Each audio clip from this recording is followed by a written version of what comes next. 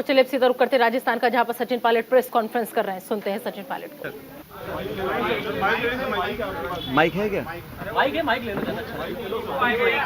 आप दे दो माइक, वो तो ले आओ। मैं थोड़ा जोर से बोलता हूँ, फिर आवाज आ जाएगी। धन्यवाद साथियों, आप सब यहाँ पर आए। सबसे पहले तो आप जानते हैं कि कल शाम को कर्नाटक राज्य में प्रचार समाप्त हुआ है और कल यानी 10 तारीख को वहाँ पर मतदान है। कर्नाटक में जो इलेक्शन कैंपेन हुआ और जो रुझान सामने आ रहे हैं, उसे देखकर स्पष्ट है कि वहाँ जनता बदलाव चाहती है और वहाँ की भाजपा सरकार भ्रष्टाचार में पूरी तरह लिप्त थी। और हमारी पार्टी का नेताओं का जो धुआंधार प्रचार हुआ, उसको देखकर ये बात बिल्कुल क्लियर है कि वहाँ कांग्रेस पार्टी 13 तारीख को जब मतगणना होगी तो बहुत भारी बहुमत के साथ वहाँ पे सरकार हम लोग बनाएंगे। कर्नाटक के चुनाव बहुत महत्वपूर्ण है क्योंकि यहाँ पर एक तरह से डायरेक्ट फाइट भाजपा कांग्रेस की है और बीजेपी ने पूरी ताकत के साथ वहाँ कैंपेन किया। प्रधानमंत्री, गृह मंत्री, सब नेता छोटे बड़े वहाँ गए, लेकिन जो मुद्दे थे उसको कांग्रेस ने उठाया और मैं समझता हूँ कि वहाँ पर अब तक का जो बहुमत हमको नहीं मिला, उससे ज़्यादा बहुमत कांग्रेस पार्टी को कर्नाटक में मिलेगा। इस प्रचार में, इलेक्शन कैंपेन में जिस प्रकार के शब्दों का प्रयोग हुआ और खासकर हमारे राष्ट्रीय अध्यक्ष खारगे साहब के को धमकी दी गई, उनको उनके परिवार को जान से मारने की, उस पर भी केंद्र सरकार, राज्य सरकार ने कोई पुख्ता कदम नहीं उठाए। तो ये एक निम्न स्तर की राजनीति है और इसका हम सबको खंडन करना चाहिए। मैं कड़े शब्दों में इस प्रकार की वारदातों की निंदा करता हूं और उम्मीद करता था कि भाजपा के लोग इस प्रकार का पक्षपात रवैया नहीं अपनाएंगे। और खारगे साहब जी को जो धमकी मिली वो एक तरह से बौखलाहट का परिचय था। साथियों, आप ये भी जानते हैं कि एक बात तो और स्पष्ट हो गई है। सामान्य मुख्यमंत्री जी का भाषण परसों धौलपुर में हुआ और उस भाषण को सुनने के बाद मुझे ऐसा लगता है कि सामान्य मुख्यमंत्री जी की नेता आदरणीय श्रीमती सोनिया गांधी जी नहीं है, बल्कि उनकी नेता वसुंधरा राजे सिंधिया जी हैं।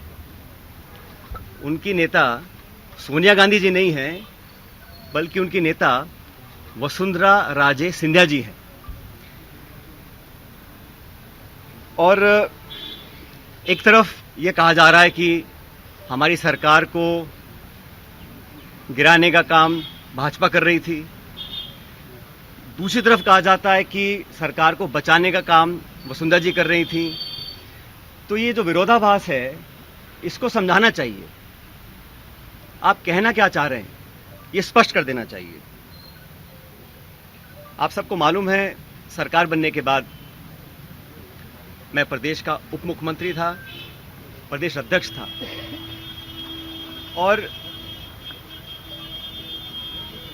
2020 में देशद्रोह, राष्ट्रद्रोह के मुकदमे में मेरे पर कार्रवाई करने की कोशिश की गई थी। अनेक ऐसे प्रकरण हुए और हम सब लोग, और मैं स्पष्ट करना चाहता हूं कि मैं और हमारे कुछ साथी सरकार में नेतृत्व परिवर्तन चाहते थे। अपनी बात को लेकर हम दिल्ली भी गए और अपनी बातों को रखा। उसके बाद अखिल भारतीय कांग्रेस कमेटी ने लगातार चर्चाएं हुई और आज वो दुनिया में नहीं है, स्वर्गीय अहमद पटेल साहब, लेकिन उनके माध्यम से सब नेताओं से मुलाकात हुई और एक कमेटी का गठन हुआ, एआईसीसी ने किया। उसमें माखन साहब, वेणुगोपाल जी और अहमद पटेल जी सदस्य थे और उस कमेटी का एक काम था। और कमेटी जब गठन हुआ, उस समय हम सबकी बात सुनकर हमारी बातों को एक्सेप्ट किया गया और एक रोड मैप तैयार किया गया। बहुत सारी बातें उसमें थी, मैं उसका उल्लेख नहीं करूँगा, लेकिन कमेटी का गठन हुआ और उसके बाद से हम सब ने, चाहे वो राज्यसभा के चुनाव हो, चाहे विधानसभा में मतदान हो, पार्टी का प्रचार हो, कांग्रेस को मजबूत और ताकतवर बनाने के लिए हम सभी साथियों ने जी जान से कोशिश की और मेहनत की और 2.5 साल का जो कार्यकाल निकला वो इस बात का प्रतीक है। अनुशासन तोड़ने का काम कभी भी किसी ने नहीं किया। मुझे बहुत कुछ कहा गया, कोरोना, गद्दार, निकम्मा आदि, और जो ये आरोप परसों लगाए गए, ये 2.5 साल से मैं आरोप सुन रहा था, लेकिन हम अपनी पार्टी को और सरकार की छवि को नुकसान नहीं पहुंचाना चाहते थे। इसीलिए मुझे लगा कि जो प्रकार का भाषण दिया गया, मैंने पहली बार देखा कि अपनी सरकार को, अपने ही विधायकों को, अपने नेताओं को बेइज्जत और बदनाम करने का काम हो रहा है। कांग्रेस के विधायकों को तो बदनाम करने का काम हो रहा है और भाजपा के नेताओं का गुणगान हो रहा है। ये समझ से परे है। इस प्रकार का जो काम हुआ वो बड़ा गलत है। और हम सब लोग जो दिल्ली में गए थे अपनी बात को रखने के लिए, किन लोगों पर आरोप लगाए जा रहे हैं? ऐसे लोग जो पब्लिक लाइफ में 30, 40, 45 साल से हैं। 3 दिन पहले मैं बाड़मेर में था। सम्मानीय हेमाराम जी 1980 से विधायक हैं। उनकी क्या छवि है, मतदाता, पब्लिक, उनके क्षेत्र के लोग उनको अच्छी तरह जानते हैं, उनकी क्या क्रेडिबिलिटी है और क्या पब्लिक लाइफ में उनका अब तक का इतिहास रहा। ओला साहब, जिनके स्वर्गीय पिताजी 1957 से चुनाव लड़ रहे हैं, बड़े बड़े पदों पर रहे, और हेमाराम जी ने तो अपने नौजवान बेटे की मौत में और याद में एक छात्रावास बनाया है। 100 करोड़ की जमीन तो उनकी बाड़मेर में, निजी जमीन को उन्होंने दान किया समाज के लिए, लोगों के लिए। पैसा इकट्ठा कर 22 करोड़ का एक हॉस्टल बनाया 150 बच्चों के लिए, गरीब बच्चों के पढ़ने के लिए। इन सब लोगों पर इस प्रकार के आरोप लगा देना, मैं समझता हूं बहुत गलत है, बहुत निंदनीय है, और मैं सिरे से इन बेबुनियाद और झूठे आरोपों को नकारता हूं। बहुत से साथियों को मंत्री बनाया सरकार के अंदर, बड़े बड़े पद दिए गए, कोई चेयरमैन है, कोई कॉर्पोरेशन में मेंबर है, कोई पार्टी के पदों पर बैठे हैं। 3 साल हो गए। ऐसे लोग जो पब्लिक लाइफ में रहे, जिन्होंने अपना नाम कमाया, जिनकी एक साख है, उन पे आरोप लगा देना कि आप चंद रुपए में बिक गए, मैं इसको बहुत गलत मानता हूं। और 3 साल से कोई कार्रवाई आपने नहीं करी, ये बहुत बड़ा सवाल उठता है।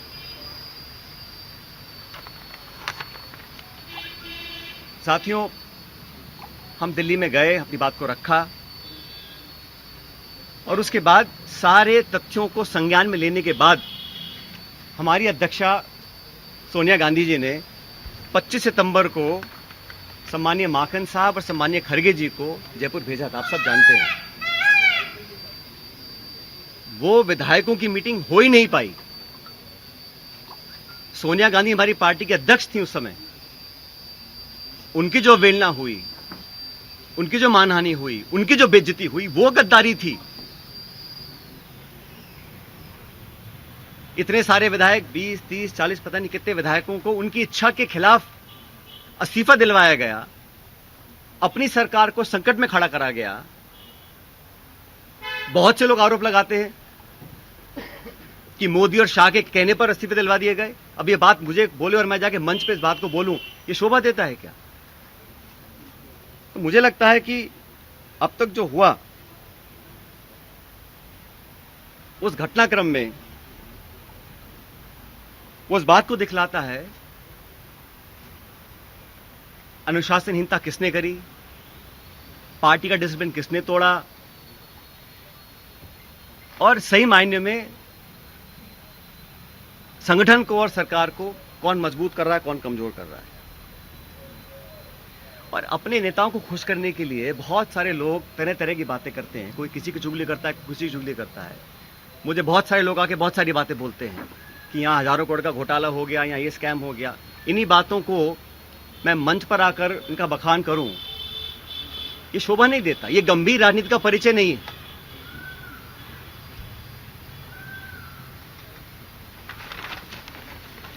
इसीलिए मैं, आप जानते हो, पिछले 1.5 साल से चिट्ठियां लिख रहा हूं वसुंधरा जी के कार्यकाल में जो तमाम गंभीर भ्रष्टाचार के आरोप हमने लगाए, अशोक गहलोत जी ने लगाए, मैंने लगाए, मंचों पर लगाए, प्रेस कॉन्फ्रेंस करके लगाए, उनकी जांच क्यों नहीं हो पा रही थी। अब मुझे समझ में आ रहा है कि ये जांच अब तक क्यों नहीं हुई। मेरे चिट्ठियां लिखने के बावजूद मैं 11 अप्रैल को जयपुर में अनशन पर बैठा इस मांग को लेकर, लेकिन अब मैं नाउम्मीद हूं क्योंकि तथ्य सामने आ रहे हैं। कार्रवाई क्यों नहीं हो और क्यों नहीं होगी, ये बात भी स्पष्ट हो चुकी है। इसलिए मैं ऐसा मानता हूं कि हम लोग जो पब्लिक लाइफ में हैं, जनता ही भगवान है और जनता जनार्दन के सामने हम सबको नतमस्तक होना पड़ेगा। मैंने करप्शन की इशू को लगातार उठाया, पहले भी उठाया, आज भी उठा रहा हूं, आगे भी उठाता रहूंगा। जब जब मैं वसुंधरा जी के करप्शन की बात करता हूं या जो पेपर लीक हुए जिसमें लाखों बच्चों के भविष्य पर सवाल चिन्ह खड़े हो गए, उस पर कोई जवाब नहीं आता। इसलिए साथियों मैंने निर्णय लिया है कि आरपीएससी,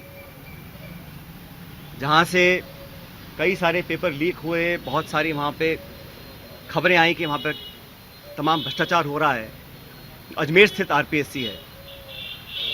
मैं 11 तारीख को परसों अजमेर से एक यात्रा निकालूंगा। जनता के बीच जाकर जनता की आवाज सुनेंगे, जनता के मुद्दों को उठाएंगे और जैसा मैंने शुरू में कहा, जनता जनार्दन है तो जनता के बीच जाना हम सबका दायित्व बनता है। और जो करप्शन के इश्यूज हैं, जो नौजवानों के इश्यूज हैं, जो पेपर लीक और पेपर कैंसिल के और नौजवानों के हितों से जुड़े मुद्दे हैं, उनको उठाकर मैं एक जन संघर्ष यात्रा निकालने जा रहा हूं, जो 11 तारीख को शुरू होगी अजमेर से और जयपुर की तरफ हम लोग आएंगे। लगभग 125 किलोमीटर की यात्रा है। जन संघर्ष यात्रा लोगों के हितों के लिए, करप्शन के खिलाफ, नौजवानों के संरक्षण के लिए। उनकी आवाज़ को हम सुनेंगे, उनकी आवाज़ को बुलंद करेंगे और मैं समझता हूं कि सही निर्णय तब लिए जाएंगे जब जनता का पूरा हमारा साथ होगा, जनता का पूरा प्रेशर होगा। पद यात्रा है, जन संघर्ष पद यात्रा 11 मई को मैं अजमेर से शुरू करूंगा और हम जयपुर आएंगे। लगभग 5 दिन का समय इस यात्रा में लगेगा। तो जैसे मैंने कहा, ये यात्रा किसी के विरोध में ना होकर करप्शन के विरोध में है, नौजवानों के पक्ष में है। जो तमाम जनता में आज मुद्दे हैं, जो इश्यूज को लेकर हम राजनीति करते हैं, जिन इशू पर मैं हमेशा अपनी बात रखता आया हूं, उनके बीच जाकर, उनकी बात सुनकर, उनकी आवाज़ बनने की हम लोग कोशिश करेंगे। और ये अभियान शुरू होगा 11 तारीख को।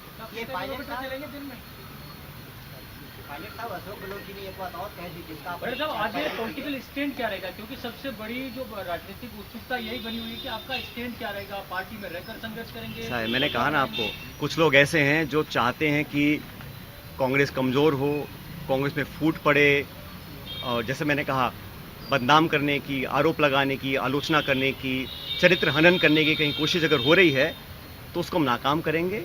हमारी पार्टी को जो लोग कमज़ोर करना भी चाहते हैं उनको हम होने नहीं देंगे। लेकिन पब्लिक इश्यूज़ पर जो मेरा स्टैंड पहले था वही स्टैंड आज भी है और आगे भी रहेगा। और जो करप्शन हुआ, जिसको हमने सैकड़ों बार पब्लिक में उसको एक्सेप्ट किया, उस पर 4.5 साल तक हम कोई कार्रवाई नहीं कर पा रहे हैं। मैं अब समझ रहा हूं कि वो कार्रवाई हम क्यों नहीं कर पा रहे थे। कोई कारण तो होगा। मैंने चिट्ठियां लिखी, अनशन किया, आवेदन किया, आग्रह किया, बार बार किया, हाथ जोड़कर किया। अगर कार्रवाई नहीं हो रही थी तो अब मुझे समझ में आ रहा है कि वो कार्रवाई क्यों नहीं हो रही थी। लेकिन किसी भी नेता से बड़ी जनता होती है, तो जनता के समक्ष हम जाएंगे, इन बातों को रखेंगे। और जो लाखों लाख बच्चों के पेपर कैंसिल हुए, जिनके माँ बापों ने अपना पेट काट कर उनके ट्यूशन के पैसे दिए, उनको साल 2 साल मेहनत करवाई, जो कभी ओवरेज हो सकते हैं, जिनका भविष्य के आगे उनको पता नहीं वो क्या करेंगे, जो विश्वास और जो एक क्रेडिबिलिटी होती है, अगर वो सिस्टम से खत्म हो जाएगी तो फिर आने वाला समय बहुत मुश्किल होगा। इन तमाम बातों को लेकर मैं जनता के बीच में जाऊंगा और लगातार पैदल यात्रा करेंगे अजमेर से 11 तारीख से।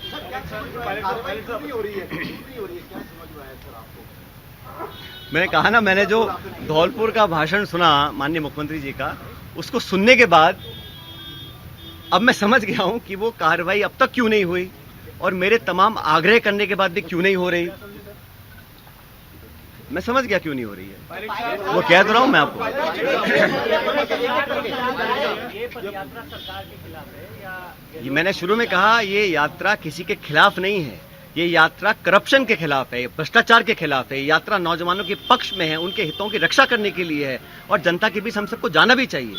हम जनता के बीच जाएंगे नहीं और हम अपने ही विधायकों को, अपने ही मंत्रियों को, अपनी सरकार को बदनाम करते रहेंगे, बेइज्जत करते रहेंगे तो हम जनता के बीच चुनाव लड़ने कैसे जाएंगे 6 महीने के बाद। 125 किलोमीटर की पदयात्रा रहेगी, उसको जन समर्थन मिलेगा उसके बाद आप निर्णय लेने की बात करें। मैंने कहा है हमें करप्शन के खिलाफ कदम उठाने हैं। अब तक हम वो संतोषजनक तरीके से नहीं कर पाए हैं तो हम पब्लिक बीच में जाएंगे और जो हमने वादे पब्लिक में किए थे सरकार बनने से पहले उन वादों को पूरा करवाएंगे। अभी 7 महीने बचे हैं चुनाव में। 8 महीने सोनिया गांधी नहीं है तो फिर कौन है?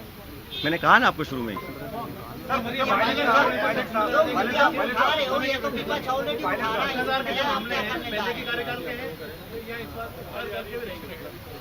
भाई करप्शन तो कहीं पर भी हो उसके विरुद्ध हम, चाहे वो कांग्रेस पार्टी हो, हमारी सरकार हो, हम तो खुद ही कह चुके हैं कि हमारी 0 टॉलरेंस है करप्शन के खिलाफ, उस पर हमें खरा उतरना है।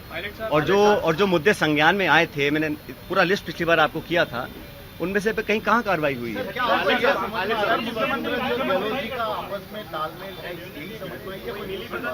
भाई मैंने कुछ नहीं कहा आपको, मैंने इतना कहा कि धौलपुर के परसों के भाषण के बाद मुझे समझ में आ गया है कि कार्रवाई अब तक क्यों नहीं हुई। कोई कारण तो होगा ना।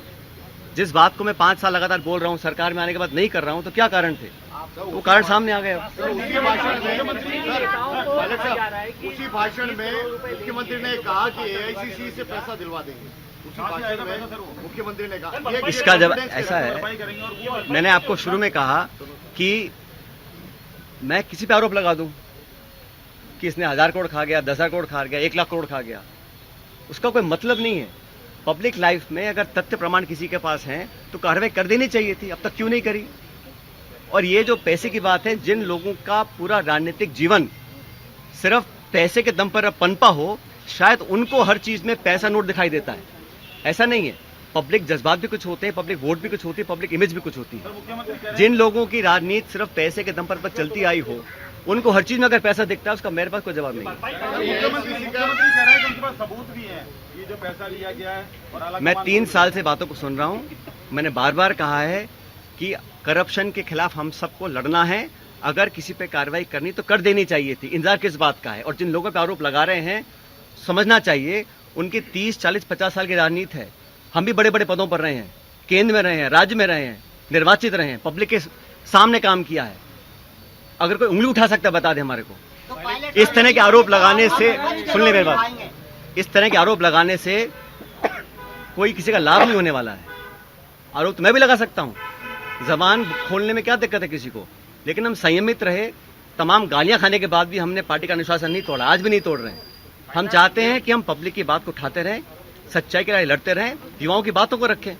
आरोप लगाना बड़ा आसान होता है, लेकिन पब्लिक को जवाब देना बड़ा मुश्किल होता है। एआईसीसी का नाम लिया गया सर, एआईसीसी का नाम लिया गया है। आपको नहीं लगता कि वहां से भी खंडन होना चाहिए? अरे मैं कह रहा हूं, किसी को किसी भी करप्शन के चार्ज कहीं किसी पर भी हो, अगर तथ्य हो तो कार्रवाई कर देनी चाहिए। अब तक क्यों नहीं करी कार्रवाई किसी ने भी? ये आरोप लगाना, सुनिए मेरी बात, विधायकों पर, कांग्रेस के विधायकों पर, जिनके दम पर हम मुख्यमंत्री बने हैं, सोनिया गांधी जी जिनके आशीर्वाद से मुख्यमंत्री बने हैं, आप उन्हीं को बदनाम करेंगे, उनकी आलोचना करेंगे, उनको बेइज्जत करेंगे, तो पब्लिक सवाल नहीं पूछेगी हमसे 6 महीने के बाद।